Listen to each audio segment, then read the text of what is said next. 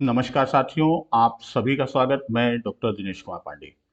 साथियों, आज हम लोग बात कर रहे हैं डीएलएड फर्स्ट सेम के अंतर्गत मैथ्स के मैराथन क्लास को लेके चले हैं और आज पूरे सिलेबस को एक ही वीडियो में, अर्थात आज पूरे सिलेबस के वस्तुनिष्ठ प्रश्न को लेकर हम चलेंगे। हम इसमें सारे फार्मूले और क्वेश्चंस के साथ साथ हम उसकी ट्रिक्स भी आपको बताते चलेंगे। तो समय न जाया करते हुए हम सीधे आते हैं आज के प्रश्नों के क्रम में। और आज का पहला प्रश्न, किस संख्या में 6 का स्थानीय मान सबसे अधिक है? तो यहाँ साथियों, हम लोग जानते हैं जब हम स्थानीय मान की बात करते हैं, प्लेस वैल्यू की बात करते हैं, कि जिस स्थान पर उस अंक का जो मान होता है स्थान विशेष पर, वही उसका स्थानीय मान होता है। तो आप इसमें दो तरह के अंक आपको दिख रहे हैं, एक दशमलव के पूर्व है बाईं ओर और एक दशमलव के दाईं ओर।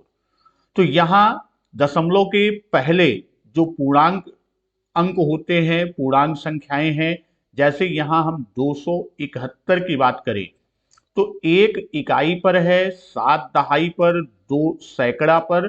तो 1 का मान 1 गुणे 1 बराबर 1, 7 का मान चूंकि दहाई पर है तो 7 गुणे 10 बराबर 70, और 2 सैकड़े पर है तो 2 गुणे 100 बराबर 200।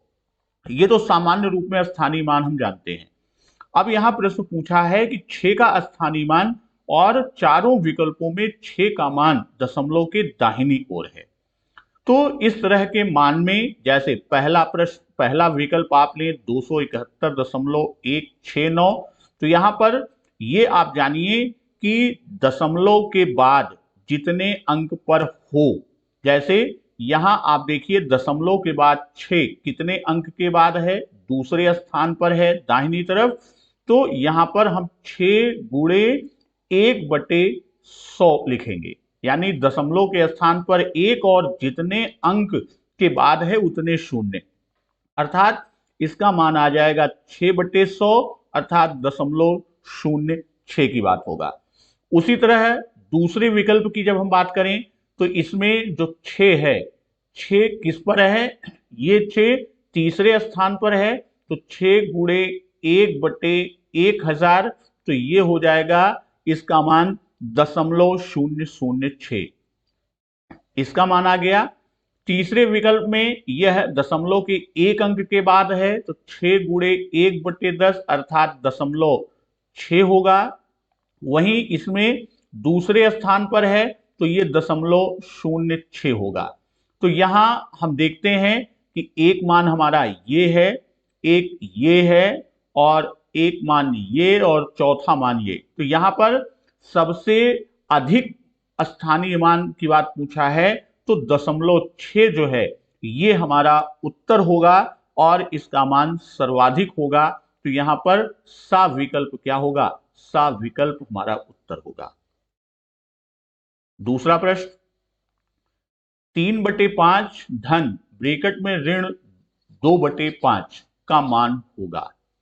तो यहां भिन्न का जब हम जोड़ घटाव ब्रैकेट की बात करते हैं तो यहां पर भी वही नियम फॉलो होता है। तो इसको इस तरह से आप करेंगे कि 3/5 धन ब्रैकेट में ऋण 2/5 है, तो आप ब्रैकेट को खोलेंगे, तो ब्रैकेट खोलेंगे तो 3/5 धन और ऋण, अंदर ऋण है तो धन और ऋण का गुणा ऋण होता है, तो ऋण 2/5। तो अब 3 में से 2 घटाएंगे, अर्थात 1/5 हमारा उत्तर होगा, और यहां पहला विकल्प 1/5 है जो कि हमारा क्या होगा? जो हमारा उत्तर होगा। अगला प्रश्न, 24 80 का कितने प्रतिशत होगा? तो यहां जब हम किसी एक राशि का दूसरी राशि से प्रतिशत ज्ञात करते हैं, तो जिस राशि को हमें ज्ञात करना है, जैसे 24 80 का कितने प्रतिशत, यानी टोटल को हर के रूप में, और जिस संख्या का प्रतिशत ज्ञात करना है उसे अंश के रूप में लिखते हैं, अर्थात 24/80, और अगर हम गुणे 100 अंश और हर में गुणा कर देते हैं तो इसके मान में कोई परिवर्तन नहीं होगा। तो हम इसको इस तरह से भी लिख सकते हैं कि 24/80 गुणे 100, और ब्रैकेट के बाहर 1/100 को हम लिख दें तो इसके मान में कोई परिवर्तन नहीं हुआ। और हम आप जानते हैं कि 1/100 के स्थान पर हम प्रतिशत लिख सकते हैं, यानी प्रतिशत 100 में 1/100, तो ये हो जाएगा आपका 24/80 गुणे 100 और ब्रैकेट के बाहर प्रतिशत। इसी को आप हल कर लीजिए तो ये 0 कट गया और 8 तिरिक 24, 3 गुणे 10 अर्थात 3 गुणे 10%, और ये मान आपका कितना आ गया? ये मान आ गया 30%। तो ये आपका उत्तर 30% बा जो है ये आपका उत्तर होगा। अगला प्रश्न, 8a ऋण 3b धन दूसरे ब्रैकेट में 3a धन 3b का मान होगा। तो इसमें भी वही ब्रैकेट आप खोलेंगे तो ब्रैकेट के जो नियम है तो ये इस तरह से होगा, 8a ऋण 3b एक ब्रैकेट में, फिर धन दूसरे ब्रैकेट में 3a धन 3b, तो ये आपका हो जाएगा, ब्रैकेट आप खोल दीजिए तो 8a ऋण 3b, अब धन है इसलिए अंदर का चिन्ह नहीं बदलेगा, धन 3a धन 3b। अब धन 3a 3b और ऋण 3b ये कट जाएंगे तो आपका मान कितना आ जाएगा? 8 3 11a, यही आपका उत्तर होगा। और सा विकल्प यहां आपका दिया हुआ है तो सा विकल्प आपका उत्तर बनेगा। 13 की अनुवर्ती प्राकृतिक संख्या है। तो 13 की अनुवर्ती प्राकृतिक संख्या, तो हम आप जानते हैं कि अनुवर्ती संख्या यानी कोई भी प्राकृतिक संख्या है तो उसके ठीक बाद वाली जो प्राकृतिक संख्या होगी वह उसकी अनुवर्ती संख्या। तो अब 13 के ठीक बाद, 13 के ठीक बाद की जो प्राकृतिक संख्या होगी वही उसकी क्या होगी? वही प्राकृतिक संख्या जो है वह क्या होगी? वह 13 की अनुवर्ती संख्या होगी। तो अर्थात यहां पर हम इस तरह से बात करें कि 13 में एक जोड़ दें तो 13 धन 1 बराबर 14 हमारी अनुवर्ती संख्या होती है। और ठीक पहले वाली संख्या जो होती है वह पूर्ववर्ती संख्या। तो हम इस तरह से कहते हैं कि कोई भी प्राकृतिक संख्या है यदि उसमें एक जोड़ दें तो एक जोड़ने पर हमको क्या मिलती है? हमको अनुवर्ती या इसी को उत्तरवर्ती संख्या भी कहते हैं। और एक घटाने पर क्या होगा? एक घटाने पर उस संख्या की पूर्ववर्ती संख्या हमको मिलती है। तो यहां अनुवर्ती और पूर्ववर्ती में एक और प्रश्न आपका अक्सर बनता है कि संख्या 1, जब हम प्राकृतिक संख्या की बात करते हैं तो प्राकृतिक संख्या में एक जो है वह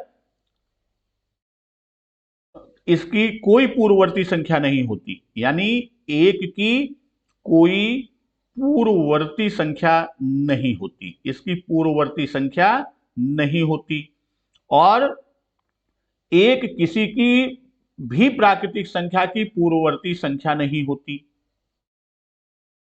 कि अनुवर्ती संख्या, एक किसी भी प्राकृतिक संख्या की अनुवर्ती संख्या नहीं होती, क्योंकि अनुवर्ती संख्या एक जोड़ने पर, और प्राकृतिक संख्या की जब हम बात करेंगे तो प्राकृतिक संख्या एक से शुरू होती है यानी गिनती करने वाली संख्याएं, और एक से पहले कोई यानी एक सबसे छोटी प्राकृतिक संख्या भी होती है। यह भी आप ध्यान रखिए, एक क्या है? एक सबसे छोटी प्राकृतिक संख्या भी होती है, से छोटी प्राकृतिक संख्या होती है। अगला प्रश्न, इस प्रश्न को हल करना है, भिन्न का जोड़ का आपका प्रश्न दिया गया है। तो ये आपका 8/9 धन ब्रैकेट में ऋण 4/9। तो यहां ब्रैकेट आप खोलेंगे तो वही स्थिति होगी कि धन और ऋण का गुणा ऋण हो जाएगा, तो 8/9 ऋण 4/9, हर बराबर है तो अंश को घटा देंगे 9 और 8 में से 4 को घटाएंगे तो 4/9 हमारा उत्तर आएगा। और यहां पर 4/9 द विकल्प है जो आपका क्या होगा, जो आपका उत्तर होगा। अगला प्रश्न, दो संख्याओं का मासा 16 तथा उनका गुणनफल यानी संख्याओं का गुणनफल 6400 है, तो उनका लासा ज्ञात कीजिए।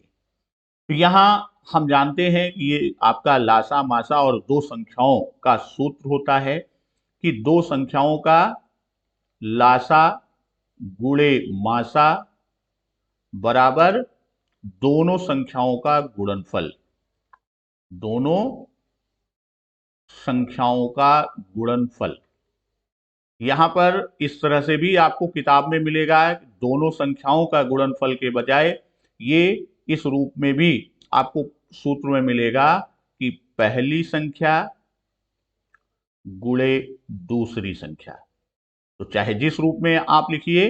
तो अब यहां पर जब आपका लासा मासा, अब यहां पर मासा दिया हुआ है और लासा ज्ञात करना है, तो मान लेते हैं लासा बराबर x है, तो x गुणे 16 मासा दिया है और गुणनफल कितना दिया गया है 6400। तो x बराबर, हम जानते हैं कि इसको इधर पक्षांतरित करेंगे तो विपरीत चिन्ह हो जाता है, उसका विलोम चिन्ह, गुणे का विलोम भाग है, तो ये हो जाएगा आपका 6400/16। तो 16 से आप काटेंगे तो 16 चौको 64, 0 0, तो यानी x का मान कितना आ गया 400, अर्थात लासा कितना है 400 और अविकल्प क्या होगा, अविकल्प हमारा आंसर होगा। 25% का दशमलव में बदलने पर मान क्या होगा। तो यहां ये भी आप जान लीजिए कि प्रतिशत को दशमलव में बदलने के लिए, इसको इस तरह से आप समझ लीजिए कि कोई भी प्रतिशत दिया है तो प्रतिशत को दशमलव में बदलने के लिए, प्रतिशत को दशमलव में बदलने के लिए क्या करते हैं, प्रतिशत के चिन्ह, जो प्रतिशत का चिन्ह है, तो प्रतिशत के चिन्ह को हटाकर, प्रतिशत के चिन्ह को हटाकर 2 अंक बाईं ओर दशमलव खिसका देते हैं। हटाकर हम क्या करेंगे, 2 अंक बाईं ओर दशमलव खिसका देते हैं, दशमलव को खिसका देते हैं। ये चीज आप ध्यान रखिए सीधे सीधे कि कोई भी प्रतिशत को दशमलव में बदलना है, 25% है, इसको दशमलव में बदलना है, तो उसके लिए प्रतिशत के चिन्ह को हटाकर 2 अंक बाईं ओर दशमलव खिसका देते हैं। तो यहां पर जैसे 25% है, तो अब 25% प्रतिशत के चिन्ह को हमने यहां से क्या किया, हटा दिया, तो यानी 25 के बाद दशमलव 00 बनेगा, तो 2 अंक बाईं ओर हम खिसकाएंगे तो वह मान कहां आएगा, यहां आएगा, यानी 2 के पहले, यानी 0.25। हम इस तरह से भी इसको समझ सकते हैं दूसरे रूप में कि जैसे आपका लिखा है 25%, तो और ये जानते हैं कि प्रतिशत बराबर 1/100, तो हम प्रतिशत के स्थान पर 1/100 लिख दें, तो ये हो जाएगा 25 गुणे 1/100 और 100 से भाग देंगे तो मान आएगा 0.25, और यहां पर बा विकल्प 0.25 है, इस हमारा उत्तर होगा। तो हम चाहे इस रूप में इसको समझ लें सीधे सीधे कि प्रतिशत को दशमलव में बदलने के लिए हम क्या करते हैं, प्रतिशत के चिन्ह को हटाकर 2 अंक बाईं ओर दशमलव को खिसका देते हैं, तो वही उसका मान मिलता है। अगला प्रश्न, ए धन बी गुणे ए ऋण बी, ए धन बी गुणे ए ऋण बी। तो ये एक तरह से देखें तो ये हमारा सर्वसमीका का सूत्र है कि a प्लस बी गुणे ए माइनस बी बराबर ए स्क्वायर माइनस बी स्क्वायर। सीधे सूत्र अगर आपको याद है तो आप बा विकल्प को अपना आंसर टिक कर देंगे। अब यहां इसको आप हल भी कर सकते हैं कि a प्लस बी और a माइनस बी का गुणा करना है। तो हम क्या करते हैं, एक एक पद से हम गुणा करते हैं। जैसे a से हमने गुणा किया तो a का गुणा a से होगा तो a स्क्वायर, और a का गुणा b से होगा तो धन ab। फिर माइनस बी से गुणा, यहां चिन्ह के साथ हम गुणा करेंगे। जैसे माइनस है ऊपर प्लस है तो इनका गुणनफल प्लस और माइनस का गुणनफल माइनस होता है, तो माइनस ए बी। और जो सजातीय पद होंगे उन्हीं के क्रम में इसको नीचे लिखेंगे। फिर माइनस बी और प्लस बी का गुणा करेंगे तो माइनस बी स्क्वायर, और इसको जोड़ देंगे तो ये plus A B minus A B cut जाएगा और बचेगा क्या, A square minus B square. तो इस तरह से भी आपका अतिलघुत्तरी में प्रश्न पूछ सकता है कि इसको हल कीजिए। तो इसको हल करने का तरीका आपका ये है। अगला प्रश्न, 2/3 का गुणात्मक प्रतिलोम है। तो 2/3 का गुणात्मक, पहले तो यहां हम ये समझें कि गुणात्मक प्रतिलोम है क्या। तो किसी भिन्न का गुणात्मक प्रतिलोम वह भिन्न होता है, इसको इस तरह से समझें कि किसी भिन्न का गुणात्मक प्रतिलोम, किसी भिन्न का गुणात्मक प्रतिलोम वह भिन्न होता है जो गुणा करने पर, जो गुणा करने पर गुणनफल एक प्राप्त हो। गुणा करने पर क्या हो, गुणनफल उसका, उन दोनों भिन्नों का गुणनफल क्या हो, एक प्राप्त हो। तो वह दोनों भिन्न एक दूसरे की गुणात्मक प्रतिलोम भिन्न कहलाती है। इसको अगर हल करने के लिए दिया जाए, वैसे तो अब इसका गुणनफल इसका अपोजिट कर दें, यानी अंश को हर और हर को अंश में बदल दें, तो वह आपका क्या हो जाएगा, एक दूसरे का गुणात्मक प्रतिलोम। जैसे 2/3 जो है ये गुणात्मक भिन्न किसका है, 3/2। अब इन दोनों को अगर हम गुणा करते हैं तो ये आपका मान 1 आता है। हल कैसे करेंगे, आपको भिन्न ज्ञात करने के लिए, मान लीजिए अतिलघुत्तरी में ये प्रश्न आता है तो हम इस तरह से लिखेंगे। मान लिया गुणात्मक प्रतिलोम जो है उसको x मान लेते हैं। तो अब 3/2 गुणे x बराबर 1। चूंकि हम ये जानते हैं कि गुणात्मक प्रतिलोम का गुणनफल कितना होता है, 1 मिलता है, तो हमने गुणात्मक प्रतिलोम x माना। तो 3/2 और इसको इधर लेके जाएंगे तो ये क्या हो जाएगा, x बराबर 1 गुणे 2/3। ये इसका मान पलट जाएगा। तो ये कैसे होगा, इसको भी भिन्न में हम लोगों ने पढ़ा था कि जब हम 1/3/2 करते हैं तो इसको 1/1 लिख सकते हैं। तो भाग के स्थान पर हम गुणा करते हैं और इसको क्या करते हैं, इसको उलट देते हैं। तो ये क्या हो जाएगा, 2/3 और मान आएगा 2/3। तो वही चीज x का मान कितना आ गया, 2/3। तो यहां 2/3 यानी सविकल्प क्या होगा, सविकल्प हमारा उत्तर होगा। अगला प्रश्न, 4 का 3% है। तो इसको भी हमने बताया था कि हम 4 का 3%, तो अब 4 का 3% आपको ये निकालना है कि 4 का 3% कितना होता है। तो इसको दो तरह से आप हल करते हैं। कैसे, एक तो आप इसको इस तरह से कर दें, दो तरीके हम इसको आपको बता रहे हैं कि 3/4 ऊपर नीचे 100 से गुणा कर दें, मान में कोई परिवर्तन नहीं। तो ये आप इसको लिख सकते हैं कि 3/4 गुणे 100 और ब्रैकेट में और फिर 1/100। तो 1/100 के स्थान पर आपका प्रतिशत हो जाएगा। तो ये कितना हो जाएगा, 4 25 बार जाएगा तो 3 गुणे 25, ये प्रतिशत हो गया, अर्थात 75%। ये आपका हो गया। इसी को आप जब 4 का 3%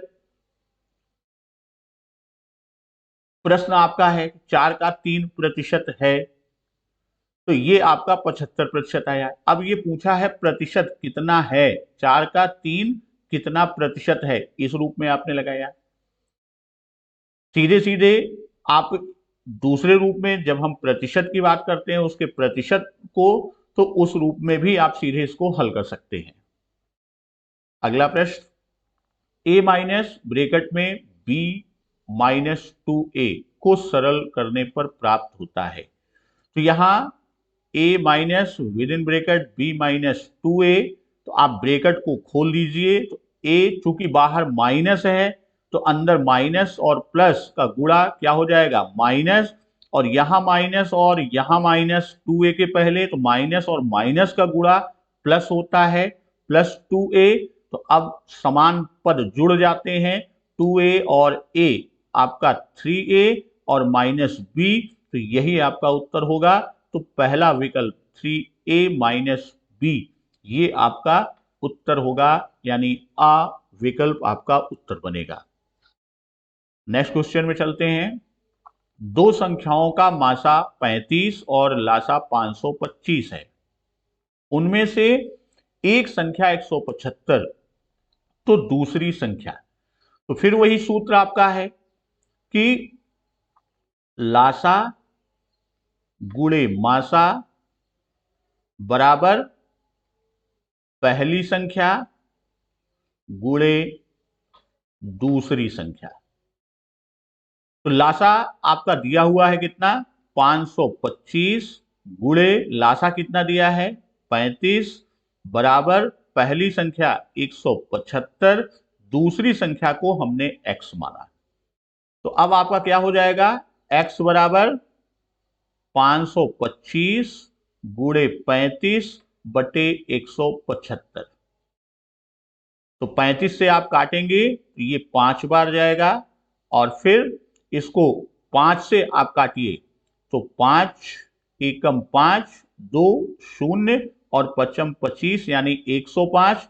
तो x का मान कितना आ गया, x का मान 105, यानी दूसरी संख्या कौन सी है, 105, और द विकल्प आपका क्या होगा, आपका उत्तर होगा।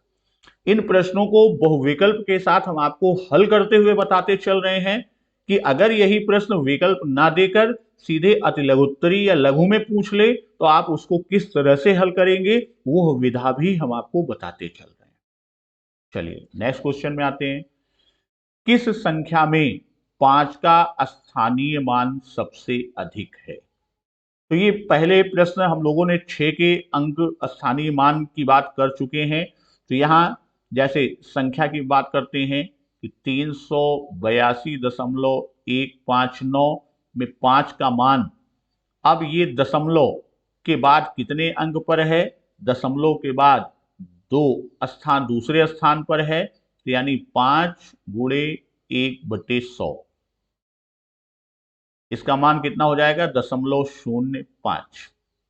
दूसरा 286.105, इसमें 5 का स्थानीय मान, तो 5 दशमलव के बाद कितने अंकों के बाद है, तीसरे स्थान पर है, तो 5 गुणे 1000, तो इसका मान हो जाएगा 0.005 हो जाएगा। उसी तरह तीसरा विकल्प आप देखें तो 146.511, यहां पर 5 का स्थानीय मान 5 गुणे 1/10 अर्थात 0.5 आएगा। और चौथा विकल्प दिया गया है 286.058, तो इसमें 2 अंक के बाद है, 5 गुणे 1/100, तो इसका मान हो जाएगा 0.05। अब यहां पूछ रहा है कि सबसे स्थानीय मान अधिक है, तो सबसे बड़ी संख्या कौन सी है, सबसे बड़ी संख्या 0.5 है, अर्थात तीसरा विकल्प क्या होगा, ये हमारा उत्तर होगा और यही हमारा आंसर होगा। अगला प्रश्न,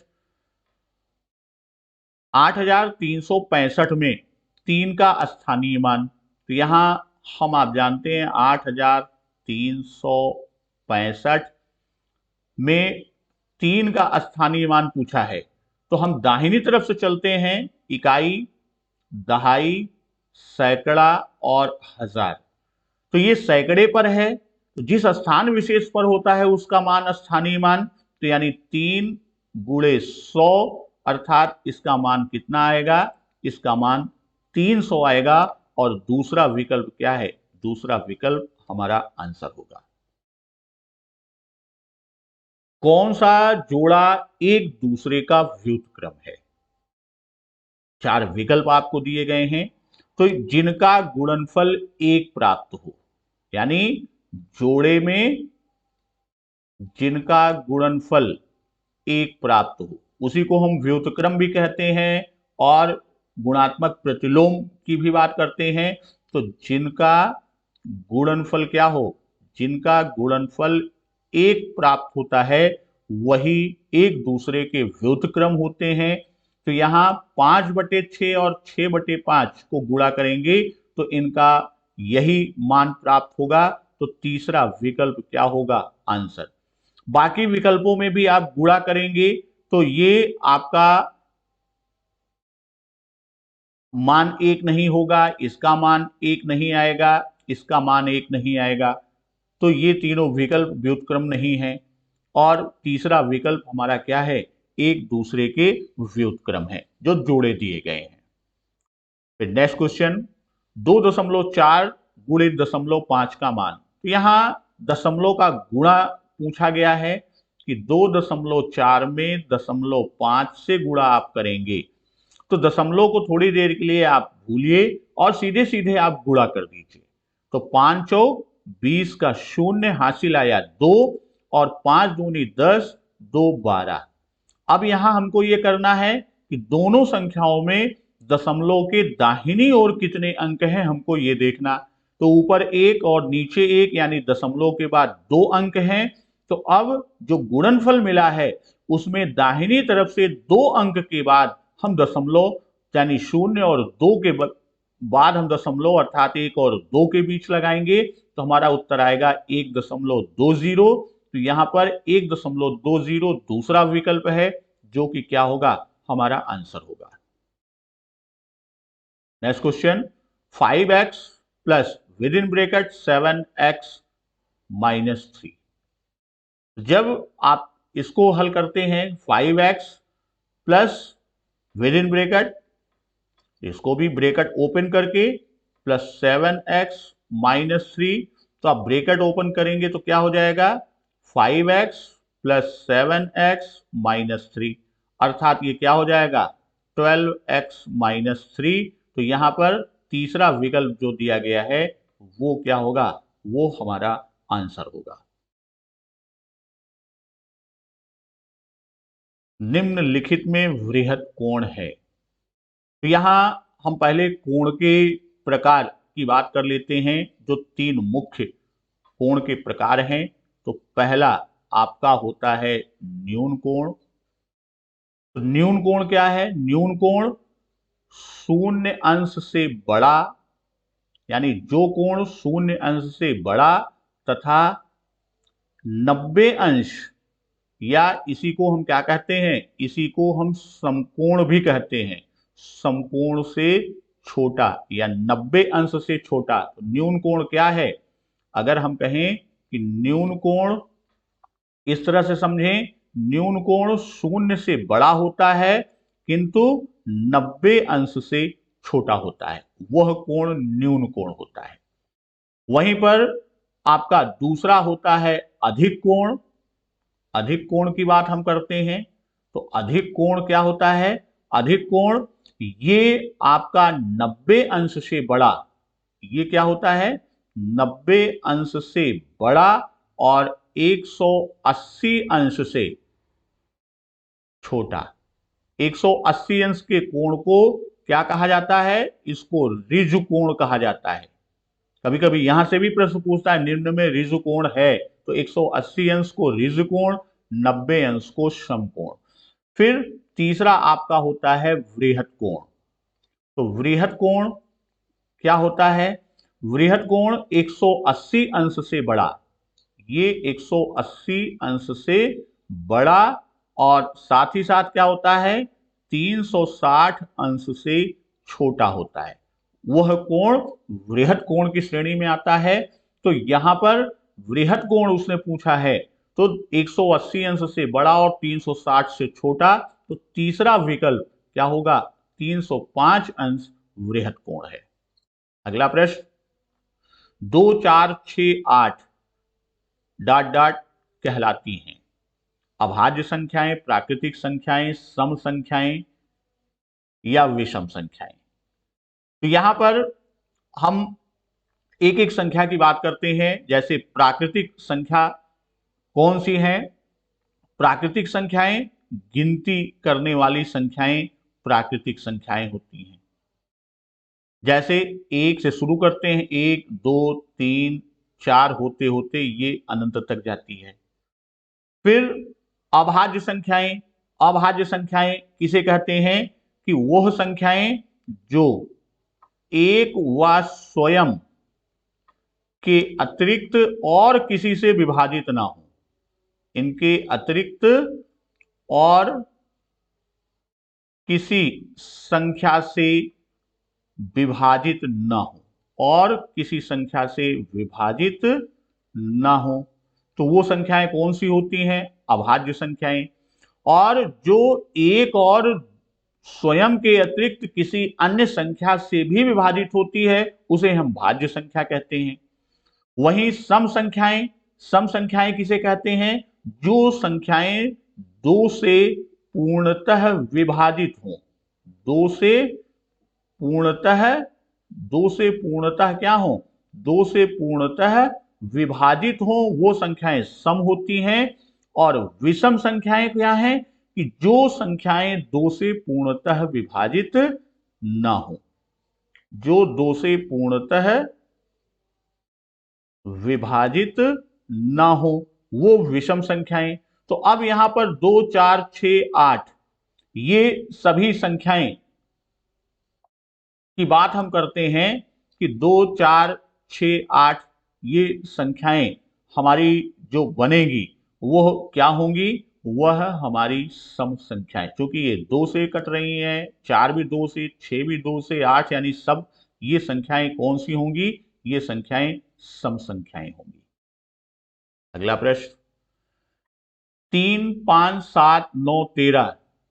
तो अब हम यहां पर देखते हैं कि 3 5 7 9 13 इस तरह संख्या आगे बढ़ती जाएगी, 15 17 19 ये संख्याएं कौन सी हैं, अभी हमने जिससे बात किया पूर्व के प्रश्न में, कि जो संख्याएं दो से पूर्णतः विभाजित नहीं होती वह संख्याएं क्या होंगी, वह संख्याएं विषम संख्याएं कहलाएंगी। तो द विकल्प क्या होगा, हमारा आंसर होगा।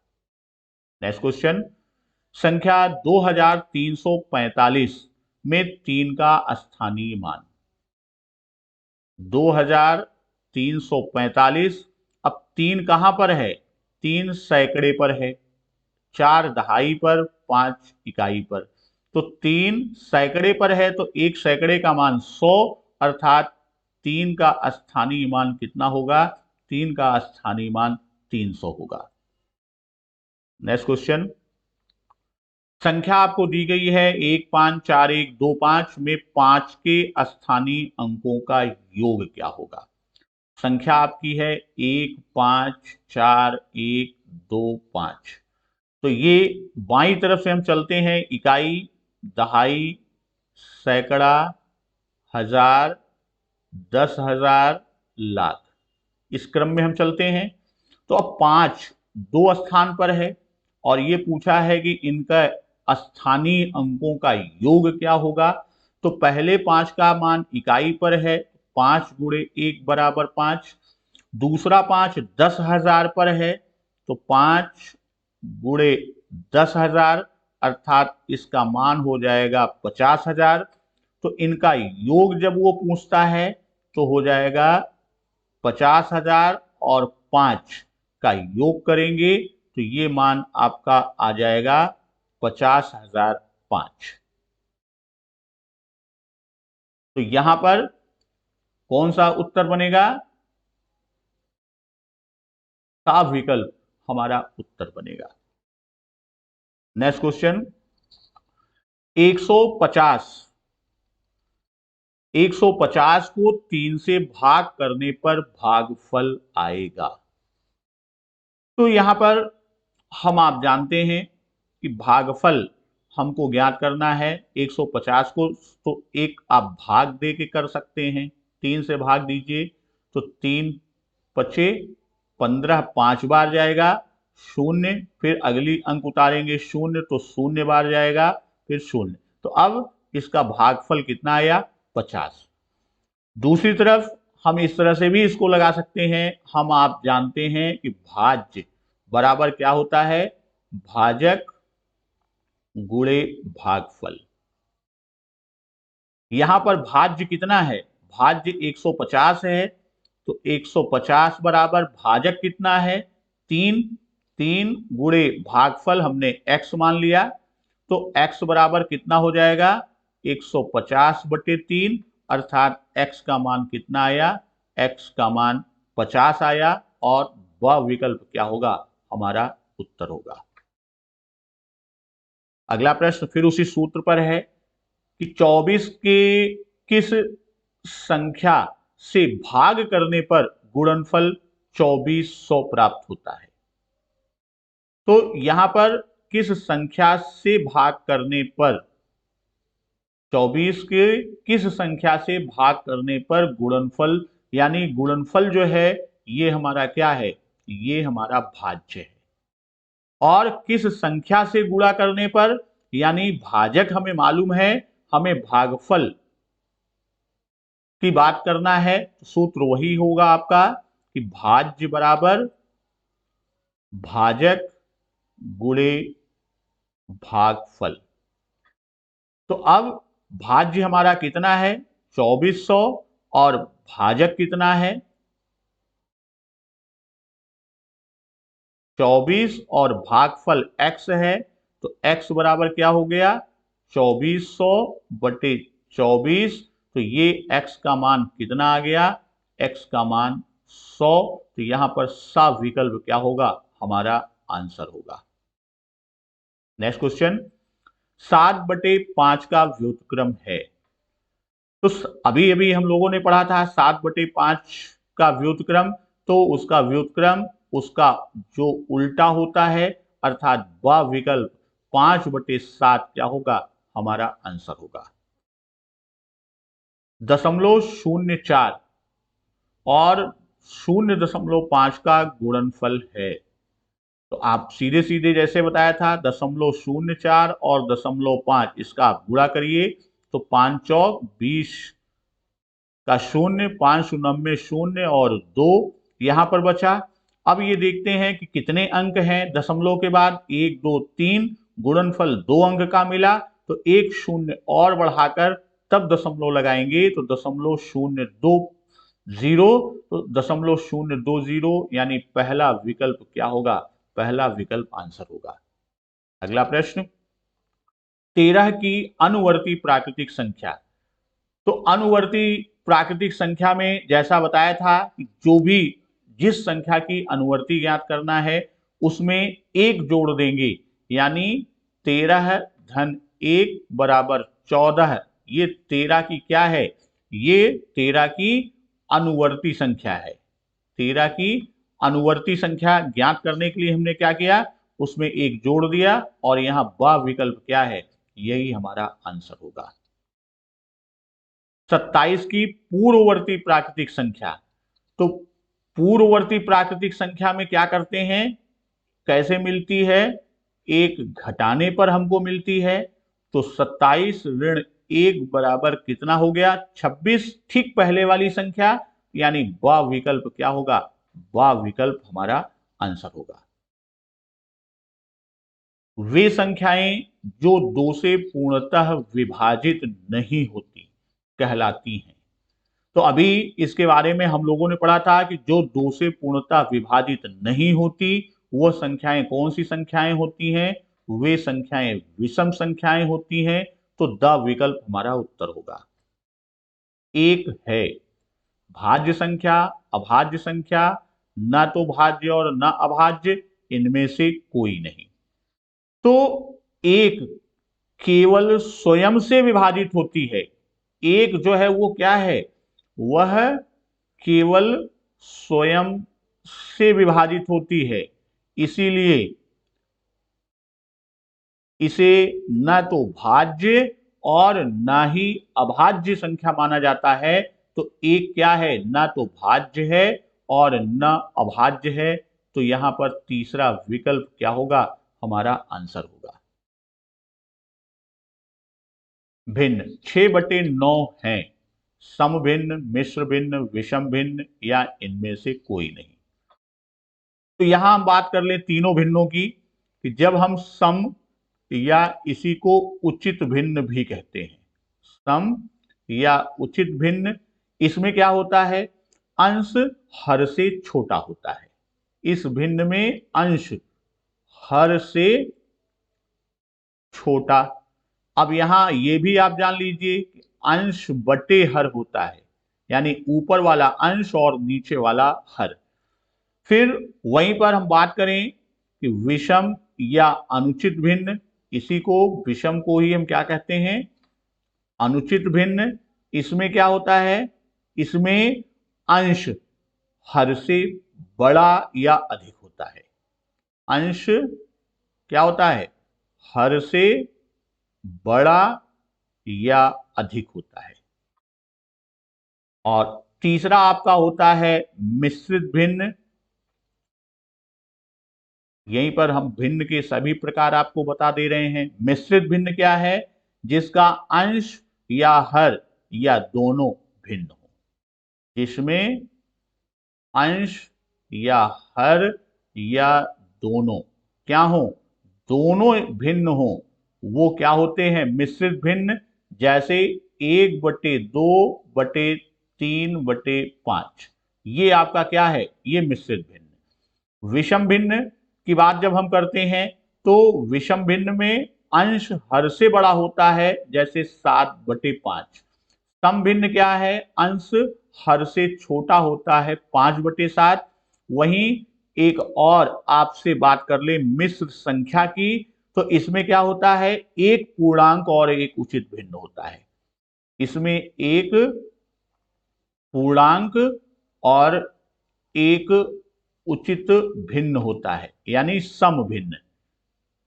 इसका उदाहरण जैसे हम लिखते हैं 1/3, ये मिश्र संख्या। तो अब यहां पर प्रश्न पूछा है 6/9, अंश छोटा है और हर बड़ा है, इसका मतलब ये सम या उचित भिन्न है। तो यहां पहला विकल्प क्या होगा, पहला विकल्प हमारा आंसर होगा। नेक्स्ट क्वेश्चन, 1/3/5 है। तो 1/3/5, इसको जब यहां ये पूर्णांक है, ये क्या है, ये आपका पूर्णांक है, और ये क्या है, ये आपका उचित या सम भिन्न है। ये आपको जब इसको हम मिला के लिखेंगे तो ये अनुचित या विषम भिन्न में जाता है। इसको हम इस तरह से करते हैं कि जो हमारा पूर्णांक है, इसको इस तरह से भी हम कहते हैं 1/3/5। तो इसको आप जोड़ेंगे तो 5, 5 धन 3, तो ये आपका कितना आ जाएगा, 8/5। इसको इस तरह से भी सामान्य रूप में हम कहते हैं कि 1 में 5 से गुणा करके 3 जोड़ दें। अर्थात इसको इस तरह से कहें कि 1 × 5 धन 3/5, यानी 8/5। इस रूप में लिखें या इस रूप में, तो इसका उत्तर कितना आएगा, 8/5। तो बा विकल्प क्या होगा, हमारा आंसर होगा। अगला प्रश्न, किसी दी हुई भिन्न की तुल्य भिन्न ज्ञात की जाती है। तो किसी भिन्न में या परिमेय संख्या के जब हम अंश और हर दोनों में एक ही शून्येतर पूर्णांक से, यहां विशेष ध्यान रखना है कि एक ही शून्येतर पूर्णांक से अंश और हर में एक ही संख्या। अब ये संख्या कैसी होनी चाहिए, यह संख्या शून्येतर होनी चाहिए, यानी शून्य के अतिरिक्त कोई संख्या से हम गुणा करते हैं तो हमें समतुल्य भिन्न प्राप्त होती है। तो द विकल्प क्या होगा, द विकल्प हमारा आंसर होगा। नेक्स्ट क्वेश्चन, 0.6 गुणे 0.4 का मान। तो हम सीधे सीधे 0.6 यानी 6 और 4 का गुणा कितना होगा 24, और दशमलव के दाहिनी ओर कितने अंक हैं 2, यानी 2 है, तो ये आपका हो जाएगा 0.24। तो 0.24 यानी सा विकल्प क्या होगा, हमारा आंसर होगा। नेक्स्ट क्वेश्चन, 0.05 का मान है इसको, तो यहां 0.05 इसको जब भिन्न में बदलना होता है तो दशमलव के स्थान पर हम 1 लिख देते हैं और जितने अंक होते हैं उनके स्थान पर 0 लिख देते हैं। तो ये कितना हो जाएगा 5 बटे दशमलव के स्थान पर हमने 1 लिख दिया और नीचे 2 शून्य लिख दिया, तो यानी यह 5 बटे 100 हुआ। सरल कर दीजिए, 5 एकम 5, 5 दूनी 10, 0 अर्थात 1 बटे 20 आएगा और पहला विकल्प क्या होगा, पहला विकल्प आंसर होगा। अगला प्रश्न, 6 ग्राम है किलोग्राम। तो वास्तव में हम जानते हैं कि 1 किलोग्राम बराबर कितना होता है 1000 ग्राम। तो 1 ग्राम बराबर कितना होगा, 1 ग्राम बराबर 1 बटे 1000 किलोग्राम। तो 6 ग्राम बराबर कितना होगा, तो ये 6 गुणे 1 बटे 1000, तो ये कितना हो जाएगा, ये 0.006 किलोग्राम। कितना हो जाएगा 0.006 किलोग्राम। तो ये आपका पहला विकल्प क्या होगा, पहला विकल्प आपका आंसर होगा। नेक्स्ट क्वेश्चन, किसी गांव की जनसंख्या 750 है, यदि उस गांव में 50 व्यक्ति निरक्षर हों तो साक्षरता का प्रतिशत क्या होगा। तो कुल जनसंख्या बराबर कितनी है 750, निरक्षर कितने हैं, निरक्षर की संख्या 50 है, तो साक्षर कितने हैं, साक्षर को आप निकाल लीजिए, इन दोनों से घटा दीजिए तो आपकी संख्या आ गई 700। तो अब पूछ रहा है कि साक्षरता का प्रतिशत, यानी 750 में 700 कितने प्रतिशत है। तो इसको निकालने का तरीका हमने बताया है, 700 बटे 750 गुणे 100, इतना प्रतिशत। तो ये आपका 0 से कट गया, फिर 5 दूना 10, 15 आया, फिर ये आप काटेंगे,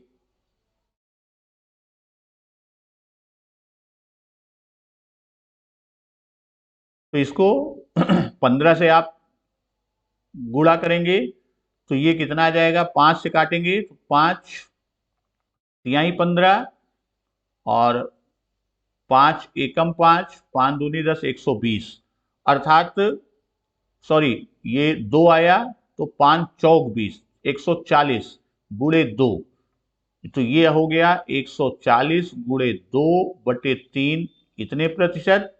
तो इसका मान आ गया 280 बटे 3 प्रतिशत। तो ये आपका हो गया कि 3 9 27, 9 बार गया, 1 0, 3 त्रिका 9 दशमलव, फिर 10 बनता जाएगा, यानी 93.33 प्रतिशत, यानी वह विकल्प क्या होगा, हमारा आंसर होगा। नेक्स्ट क्वेश्चन, 600 छात्रों के एक विद्यालय में 240 बालिकाएं हैं, बालिकाओं का प्रतिशत बताइए। तो इसमें सीधे सीधे आपको निकालना है प्रतिशत, तो 240 बटे 600 गुणे 100, ये आपका प्रतिशत हो जाएगा। तो अब ये आपका 0 कट गया, तो 6 चौको 24 यानी 40, अर्थात कितनी प्रतिशत बालिकाएं हैं, 40% बालिकाएं हैं। तो यहां कौन सा विकल्प है, बा विकल्प आपका आंसर बनेगा। नेक्स्ट क्वेश्चन, 250 केलों में से 50 केले एक कक्षा में बांट दिए गए, कितने प्रतिशत केले शेष बचे। यानी आप इसी तरह से निकाल लीजिए, कुल केले बराबर उनकी संख्या कितनी है 250, वितरित केले जो बांटे गए हैं, तो वितरित कितने किए गए 50। तो शेष आप निकाल लीजिए, शेष केलों की संख्या 200। अब 200 शेष केले का प्रतिशत आपको निकालना है, तो 200 बटे 250 गुणे 100, ये आपका प्रतिशत। अब हम बटे 100 को 1/100 को सीधे प्रतिशत में लिख रहे हैं, चूंकि आगे हम कई प्रश्नों में बता चुके हैं। तो ये आपका शून्य से शून्य कटा, 25 चौको 100, अर्थात 20 चौक 80% केले आपके क्या हुए, शेष बचे। नेक्स्ट क्वेश्चन, 651 मीटर लंबे फीते में 18.6 मीटर के कितने टुकड़े काटे जा सकते हैं। आप जैसे मान लीजिए हम एक एग्जाम्पल देते हैं कि ये 3x है पूरी लंबाई, और हम ये कह दें कि x माप के कितने टुकड़े काटे जाएंगे, तो यानी x माप के हम काटेंगे तो 1x 2x 3x, यानी हम x से यदि भाग दे दें तो उतने टुकड़े। वही चीज यहां पे करना है कि 651 में 18.6 से भाग देना है, तो हम दशमलव को हटा दें या 10 से दोनों अंश हर में गुणा कर दें, तो ये हो जाएगा 6510 बटे 186। तो अब सीधे सीधे आप इसमें भाग दे देंगे, तो इसका आपका आएगा 18 तिहाई 54, तो ये 3 बार जाएगा, और जो बचेगा उसको आप भाग देंगे तो वो 5 जाएगा, यानी कितना आया, कितने टुकड़े आपके बांटे जाएंगे, ये 35 टुकड़े। कितने टुकड़े आपके बांटे जाएंगे, आपके 35 टुकड़े होंगे। तो यहां पर वह विकल्प क्या होगा, आपका आंसर होगा। चलिए नेक्स्ट क्वेश्चन की ओर। निम्न सॉरी निम्न संख्याओं में सबसे छोटी संख्या कौन सी है। तो सबसे छोटी संख्या आप बाईं तरफ से आप देखते चलिए, 6 सब में है, 0 सब में है, यहां पर 7 है, यहां 7 है, यहां 0, यहां 0। तो ये संख्या आपकी क्या है, ये संख्या, यानी ये संख्या छोटी नहीं हो सकती, बड़ी है। फिर इसमें दोनों में देखिए, तो यहां दहाई पर दोनों में 7 है, ये तक यहां तक बराबर, फिर 7 और यहां 0, यानी द जो है 60070, ये सबसे छोटी संख्या होगी, और यही हमारा क्या होगा, यही हमारा उत्तर होगा। अब यहां पर 5.4 ऋण 2.25 का मान होगा, तो 5.4 में आपको 2.25 घटाना है। यहां विशेष ध्यान ये रखना है, दशमलव दशमलव के नीचे रहेगा, बाईं ओर की संख्या बाईं ओर और दाईं ओर की संख्या दाईं ओर। तो यहाँ 5.4 है, हम आगे 0 कर दें तो मान में कोई परिवर्तन नहीं। अब इसको सामान्य घटाने की तरह घटा लें, तो यहाँ 0 से 5 जाएगा नहीं, 4 से हम उधार लेंगे, तो 10, 10 में से 5 गए 5, यहाँ बचा कितना 3, 3 में से 2 गए 1 दशमलव, और 5 में से 2 गए 3, अर्थात 3.15 इसका मान होगा, जो कि वह विकल्प आपका उत्तर होगा। 0.025 का प्रतिशत रूप होगा 0.025, इसको प्रतिशत में बदलना है। तो यहां दशमलव को प्रतिशत में बदलने के लिए हम पूर्व में भी चर्चा किए कि जब भी हमको दशमलव, जो हमारा क्या है दशमलव, उस दशमलव को हमें क्या करना है, प्रतिशत रूप में बदलना है, तो 2 स्थान हम क्या करते हैं, 2 स्थान दाहिनी ओर खिसकाकर क्या करेंगे, 2 स्थान दशमलव को 2 स्थान दाहिनी ओर खिसकाते हुए संख्या के प्रतिशत के चिन्ह के साथ लिख देते हैं। इसको 2 स्थान खसकाएंगे तो कहां जाएगा, वो यहां पर आएगा, तो ये मान कितना हो जाएगा 2.5, और प्रतिशत चिन्ह के साथ लिख देते हैं, तो यह उसका मान होगा। तो यहां सविकल्प क्या होगा, सविकल्प हमारा आंसर होगा। नेक्स्ट क्वेश्चन, 2/5 को प्रतिशत में बदलने पर मान होगा। तो भिन्न को प्रतिशत में बदलने के लिए हम क्या करते हैं, भिन्न को यानी उस भिन्न की एक ऐसी समतुल्य भिन्न में बदलते हैं कि जिसका हर 100 हो। और समतुल्य भिन्न की बात हमने किया था कि अंश और हर में यदि एक ही शून्येतर संख्या से गुणा कर दें तो उसके मान में कोई परिवर्तन नहीं होता। तो यहां आपकी संख्या कौन सी है, 2/5।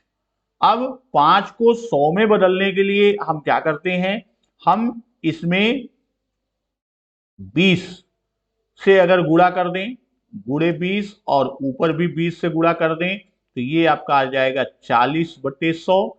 इसको इस तरह से भी लिख सकते हैं 40 गुणे 1/100 और 1/100 के स्थान पर हम प्रतिशत लगा दें यानी 40%। तो सब विकल्प क्या होगा, हमारा आंसर होगा। ₹15 कितने रुपए का 20% है। तो मान लीजिए, माना कुल रुपए कितने थे, कुल 20 सॉरी, ये तो 20%, कुल रुपए कितने थे, x रुपए थे। तो अब ये कह रहा है x का 20% 15 है। इस तरह से यही तो होगा, x का 20% बराबर 15। अब इसको आप हल कर लीजिए, यानी x गुणे 20/100 बराबर 15। तो x बराबर 15 गुणे 100/20। 0 से 0 कट गया, 2 पंचे 10 यानी 15 गुणे 5 अर्थात 75 रुपए। 75 रुपए का 20% कितना है, 15। यहां पर पहला विकल्प आपका क्या बनेगा, आंसर बनेगा। नेक्स्ट क्वेश्चन, एक मनुष्य अपनी आय का 3/4 भाग व्यय करता है, उसकी बचत प्रतिशत में होगी। तो कुल आय मान लेते हैं हम 1 है, तो बचत बराबर कितना हो जाएगा, भाई इतना तो उसने खर्च कर दिया, तो बचत 1 में से यानी कुल आय में से बचत को हम क्या करेंगे, घटा देंगे। तो ये आपका कितना आ जाएगा, 4, 4 - 3 अर्थात 1/4। 1/4 भाग तो उसका बचत है। अब 1/4 यानी भिन्न को 10% में बदलने के लिए वही बताया था कि इसमें क्या करेंगे, इसमें आप इस तरह से भी, जैसे 1/4 हम ऊपर नीचे क्या करते हैं, 100 से गुणा कर दें। तो ये आपका इस रूप में भी हम लिखेंगे 1/4 गुणे 100, ब्रैकेट में बाहर 1/100। तो ये 4, 25। तो ये आ गया आपका 25%। 1/100 के स्थान पर हम क्या करते हैं, प्रतिशत चिन्ह लगा देते हैं। तो इसका उत्तर 25% अर्थात ब विकल्प हमारा क्या होगा, आंसर होगा। नेक्स्ट क्वेश्चन, कक्षा 5 के 50 छात्रों में से 40 छात्र उत्तीर्ण हुए, तो अनुत्तीर्ण छात्रों की संख्या। तो कुल छात्र, उसी तरह का प्रश्न है कि कुल छात्र आप निकालिए, कुल छात्र आपके 50 हैं, उत्तीर्ण छात्र कितने हैं, 40 हैं। तो आपके अनुत्तीर्ण छात्र कितने हुए, अनुत्तीर्ण छात्र इसको घटा दें यानी 10 हुए। तो अनुत्तीर्ण छात्रों का जब आपको प्रतिशत निकालना है तो आप निकालेंगे 10/50 गुणे 100%। तो 50 दूना 100 अर्थात 20% छात्र क्या हैं। तो यहां उत्तर आपका द विकल्प क्या होगा, द विकल्प आपका उत्तर होगा। अगला प्रश्न, रचित अपनी आय का 80% खर्च करके 120 रुपए मासिक बचाता है, तो उसकी मासिक आय होगी। खर्च उसने कितना किया, खर्च 80%, कुल आय 100% होती है, तो बचत कितने रुपए बचत करता है, कितना? 20%। तो अब हमें मालूम है माना कुल आय x है, माना कुल आय उसकी कितनी है? x है। तो x का 20% बराबर कितना हो जाएगा? 120 रुपए। तो यानी ये हो जाएगा x गुणे 20/100 बराबर 120। यही तो हुआ। तो अब आप x की वैल्यू निकाल लीजिए। तो x बराबर 120 गुणे 100/20, 20 छक्का 120। तो x बराबर कितना हो गया? 600 रुपए। यानी उसकी मासिक आय कितनी है? 600 रुपए। और वह विकल्प क्या होगा? आपका आंसर होगा। दंड आरेख में दंड की लंबाई समानुपाती होगी, तो जो उसकी संगत बारंबारता होगी उसके समानुपाती होगी। यहां पर बारंबारता का हम क्या करते हैं? एक पैमाना मानते हैं और उसी उचित पैमाने के आधार पर हम दंड आरेख खींचते हैं। निम्नांकित व्यंजकों में से विजातीय व्यंजक हैं। यहां ये चीज आप ध्यान रखिए कि कोई चर या अचर संख्या, पहली चीज तो व्यंजक हम किसे कहते हैं? बीजीय व्यंजक। कि जब कोई चर या अचर या समूह, चर और अचर का समूह, ये गणितीय संक्रियाओं के चिन्हों से युक्त होते हैं। ये क्या होते हैं? गणितीय संक्रियाओं, जो गणितीय संक्रियाओं के चिन्ह है, प्लस माइनस गुणा भाग संक्रियाओं से युक्त होते हैं, तो उन्हीं को हम क्या कहते हैं? उन्हीं को हम बीजीय व्यंजक कहते हैं। और जिन पदों के बीजीय गुणनखंड समान हो, सजातीय में, सजातीय किसे कहेंगे? जिनके बीजीय गुणनखंड क्या हो? जिनके बीजीय गुणनखंड समान हो, वो बीज सजातीय कहलाते हैं। और विजातीय किसे हम कहते हैं? कि जिनके बीजीय गुणांक समान ना हो, जिनके बीजीय गुणांक समान ना हो, तो वो विजातीय। तो यहां पर विजातीय व्यंजक की बात किया गया है। 3x 3x, 7y 7y, z z square, ये समान नहीं है। अतः तीसरा विकल्प क्या होगा? ये विजातीय व्यंजक है और यही आपका आंसर होगा। अगला प्रश्न, 6 और p का योगफल होगा।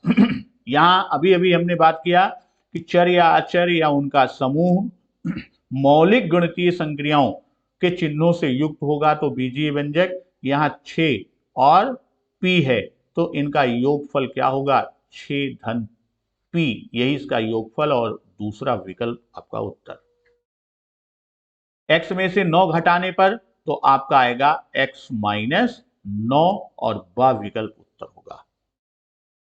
निम्नांकित व्यंजकों में से द्विपदीय व्यंजक, तो यहां हम आपको बता दें कि जो हमारे व्यंजक होते हैं, व्यंजक आपके 3 रूप में होते हैं, जिसे हम एक पदीय व्यंजक, द्विपदीय व्यंजक और त्रिपदीय व्यंजक, ये 3 आपके होते हैं। एक पदी क्या है? जिसमें एक पद हो। ऐसे व्यंजक जिसमें एक पद हो, इसका एग्जाम्पल हम ले लें, जैसे 5x या -xy या 4z² या 7।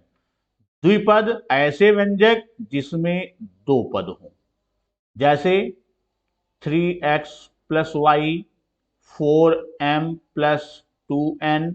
इस तरह के व्यंजक हमारे क्या हैं? द्विपद व्यंजक हैं। और जब हम त्रिपद की बात करते हैं कि जिसमें 3 पद हों, जैसे x² + 2hxy + y², यहां पर 1, 2 और 3 पद हैं, इन्हें हम त्रिपद। तो यहां पूछा है द्विपद व्यंजक किसे कहते हैं? तो यहां पर द्विपद व्यंजक कौन सा है? 2xy + x, ये हमारा द्विपदीय व्यंजक है। तीनों असमान भुजाओं वाले त्रिभुज को कहते हैं समबाहु, विषमबाहु, समकोण या न्यून कोण। तो यहां जब हम भुजाओं की बात करते हैं, त्रिभुज को हम भुजाओं के आधार पर विभाजित करते हैं, तो आपके तीन त्रिभुज के प्रकार आते हैं। पहला आपका है क्या, समद्विबाहु। समद्विबाहु में क्या होता है, दो भुजा समान होती है। समद्विबाहु में दो भुजा समान होती है। वहीं दूसरा आपका आता है समबाहु। इसमें समबाहु यानी सभी भुजाएं समान हो, यानी तीनों भुजा क्या होती है, इसमें तीनों भुजा समान होती है। और तीसरा आपका है विषम बाहु। ये कौन सा होता है, जिसमें तीनों भुजा क्या होती है, इसमें तीनों भुजा असमान होती है, उसे हम विषम बाहु कहते हैं। तो यहाँ तीनों असमान भुजाओं वाले त्रिभुज को क्या कहेंगे, विषम बाहु त्रिभुज, यानी दूसरा विकल्प आंसर होगा। तीनों समान वाले भुजाओं को हम क्या कहेंगे, उसे हम समबाहु त्रिभुज कहते हैं। अभी भी देखा, ये इसमें तीसरा विकल्प हमारा उत्तर होगा। अगला प्रश्न, दो समान भुजाओं वाले त्रिभुज को क्या कहेंगे, उसे हम समद्विबाहु त्रिभुज कहेंगे। प्रत्येक न्यून कोण वाले त्रिभुज को हम क्या कहते हैं, तो यहां पर त्रिभुज कोण के आधार पर, कोण के आधार पर त्रिभुज का जो विभाजन किया गया, तीन इसमें भी हम बात करते हैं। पहला है आपका न्यून कोण त्रिभुज, दूसरा है आपका समकोण त्रिभुज, और तीसरा है आपका अधिक कोण त्रिभुज। तो न्यून कोण में क्या होता है कि इसमें प्रत्येक कोण, न्यून कोण में क्या होता है, इसमें प्रत्येक कोण क्या होता है, न्यून कोण। समकोण में एक कोण क्या होता है, समकोण। जिसमें एक कोण समकोण या 90 अंश का होता है, और अधिक कोण में त्रिभुज का एक कोण क्या होगा, एक कोण आपका अधिक कोण होगा। यहां पूछा है कि प्रत्येक न्यून कोण वाले त्रिभुज को क्या कहेंगे, उसे न्यून कोण त्रिभुज कहेंगे, जो इसके अंतर्गत आएगा। समद्विबाहु, समकोण त्रिभुज में दो कोणों का योग समकोण समद्विबाहु, यानी दो भुजाएं समान होंगी और एक कोण 90 अंश का होगा। तो ये भुजा समान है, तो ये दोनों भुजाएं भी समान होंगी, तो दोनों कोणों का योग क्या होगा, 90 अंश। क्योंकि आपका जो अंतः कोणों का योग होता है वो 180 अंश होता है तीनों कोणों का। तो एक समकोण है यानी 90 अंश है, तो बाकी दो का मान कितना हो जाएगा, 90 अंश। आयत का प्रत्येक कोण होता है, तो आयत क्या है, आयत एक तरह का समांतर चतुर्भुज होता है। आयत क्या है, एक समांतर चतुर्भुज होता है, और इसका प्रत्येक यानी चारों अंतः कोण क्या होते हैं, इसके चारों अंतः कोण क्या होते हैं, चारों अंतः कोण समकोण होते हैं, यानी 90 अंश का होता है। तो यहां पर आयत का प्रत्येक कोण कितने अंश का होता है, 90 अंश। वर्ग की प्रत्येक भुजा बराबर होती है, क्योंकि वर्ग की जब हम बात करते हैं तो ये भी एक समांतर चतुर्भुज है। इसमें सभी भुजाएं क्या होती हैं, बराबर होती हैं, और इसका प्रत्येक अंतः कोण 90 अंश या समकोण होता है। इस पर भी आपका प्रश्न बन सकता है। अगला प्रश्न, एक वर्ग का क्षेत्रफल बताइए जिसका विकर्ण 5√2 है। जब विकर्ण दिया गया जाता है तो उस समय वर्ग का क्षेत्रफल का जो सूत्र होता है वह आपका क्या है, विकर्ण गुणे विकर्ण 1/2, या इस तरह से भी हम इसको लिखते हैं 1/2 विकर्ण का वर्ग। तो ये क्या हो जाएगा, 1/2 5√2 का वर्ग, अर्थात ये आपका हो जाएगा 1/2 गुणे 5 गुणे 5 गुणे 2, तो 2 से 2 कट गया, अर्थात 25 वर्ग सेंटीमीटर इसका क्षेत्रफल होगा। तो दूसरा विकल्प आपका आंसर होगा। नेक्स्ट क्वेश्चन, एक त्रिभुज में हो सकते हैं 2 अधिक कोण, 2 समकोण, 2 न्यून कोण या 60 से छोटा। तो एक त्रिभुज में 2 न्यून कोण हो सकते हैं, तो तीसरा विकल्प क्या होगा, तीसरा विकल्प हमारा आंसर होगा। अब इसको इस तरह से भी समझें, जैसे हम एक त्रिभुज, 3 तरह के त्रिभुज कोण के आधार पर, एक आपका न्यून कोण है, इसमें तीनों कोण क्या हैं, न्यून कोण हैं। समकोण की बात करें तो एक 90 अंश है, तो इसमें 2 न्यून कोण हैं।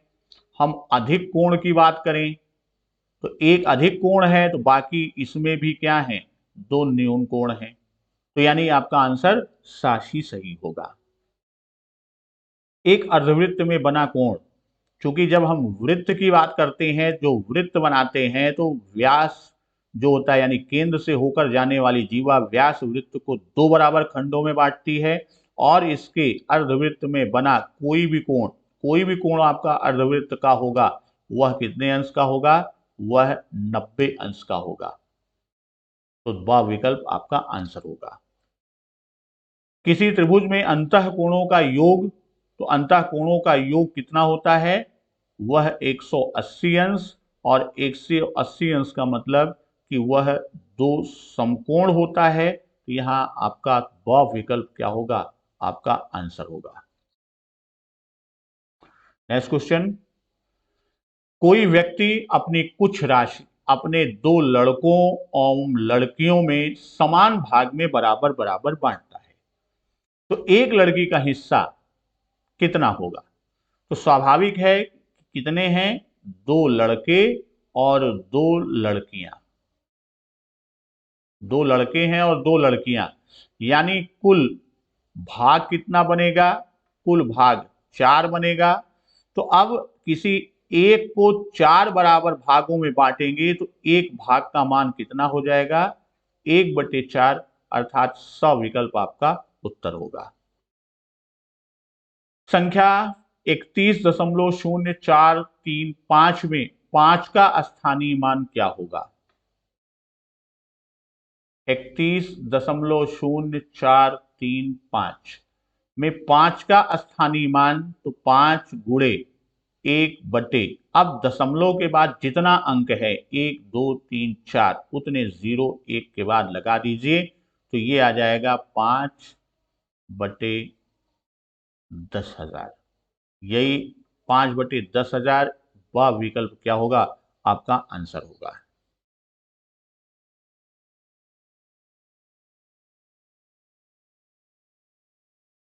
पांच का अपवर्त, तो यहां पहली चीज तो हम जान ले, अपवर्त, अपवर्त है क्या, इसी को हम गुणज भी कहते हैं, अपवर्त कहें या गुणज कहें।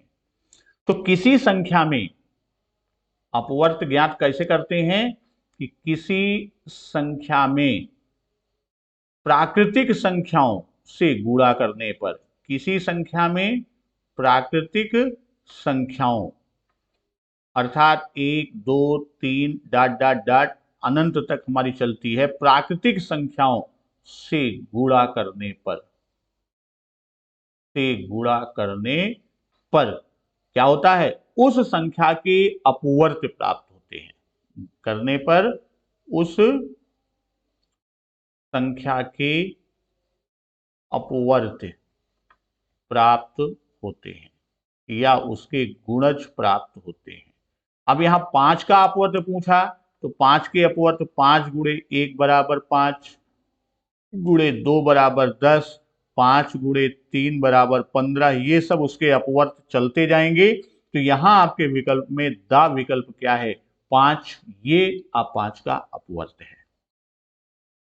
और आज का अंतिम प्रश्न, अंकों 1, 0, 9 और 5 का प्रयोग करके 4 अंकों की बनने वाली सबसे बड़ी संख्या होगी। तो हम जानते हैं कि बड़ी संख्या जब हमको प्राप्त करना होता है, जो भी हमारे अंक दिए होंगे, यानी दिए गए अंकों को, जो अंक दिए गए हों, तो दिए गए अंकों को क्या करते हैं, दिए गए अंकों को बाईं ओर से, किस क्रम में, बाईं ओर से अवरोही क्रम, अवरोही क्रम का मतलब घटते क्रम, सबसे पहले बड़ी संख्या, फिर उससे छोटी, फिर उससे छोटी, घटते क्रम में लिखने पर हमको सबसे बड़ी संख्या प्राप्त होती है। अब यहां जो दिया गया है सबसे बड़ी संख्या कौन सी है, 9, फिर उससे छोटी संख्या 5, फिर उससे छोटी संख्या 1 और सबसे छोटी संख्या 0, अर्थात 9510। ये दूसरा विकल्प क्या होगा, हमारा आंसर होगा। तो दोस्तों, आज के खंड में हम लोगों ने आपके बहुविकल्पी प्रश्नों के पूरे चैप्टर, यानी आपके पूरे कोर्स से संबंधित करते हुए प्रश्नों को देखा। यहां हम आपको उसका पूरा हल करने का तरीका भी बताए। बहुविकल्पी के स्थान पर यदि वह अतिलघु लघु में भी आता है तो आप कैसे उसको हल करेंगे, उसको देखा। और कल पुनः हम गणित के प्रश्नों को लेकर एक मैराथन क्लास लेकर आएंगे, और फिर उसके बाद हम अन्य विषयों की ओर भी उन्मुख होंगे। तब तक नमस्कार, वंदे मातरम।